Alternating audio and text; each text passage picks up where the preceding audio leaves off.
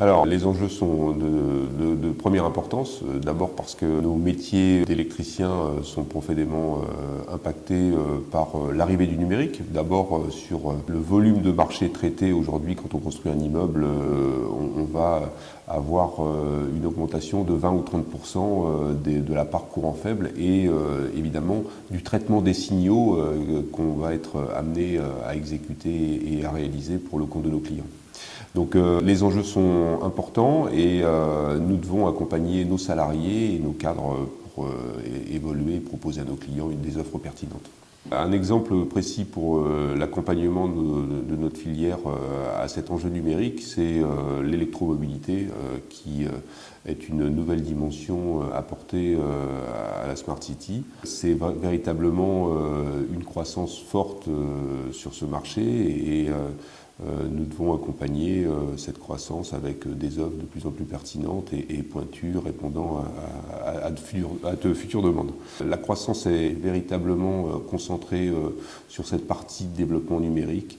Le câblage et la part électricité restera, mais sera en constante stagnation par rapport à l'augmentation des traitements des signaux et de la plus-value qu'on va apporter à nos clients dans la gestion des consommations énergétiques.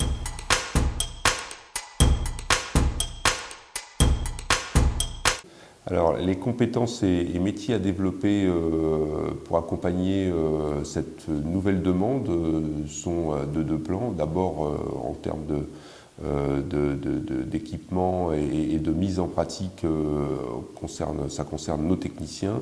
Et évidemment, nos techniciens doivent appréhender les systèmes que nos clients demandent d'installer avec de la programmation et une ouverture sur le web beaucoup plus forte que les compétences qu'ils avaient acquis jusqu'à maintenant.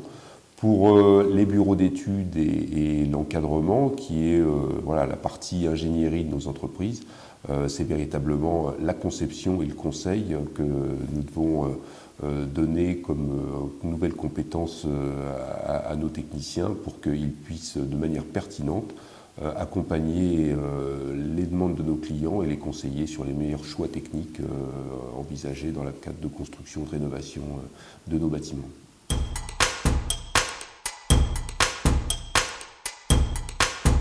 On doit soutenir évidemment l'ensemble des filières de formation pour nous soutenir et nous accompagner, d'une part parce qu'elles ne sont pas nombreuses sur ce domaine de pointe, parce que ce ne sont encore que des niches, même si la croissance est très forte pour toute cette économie numérique. En revanche, nous devons trouver des formations pertinentes de terrain avec des domaines d'application concrets pour qu'on puisse guider voilà, l'ensemble de notre filière vers cette nouvelle technologie.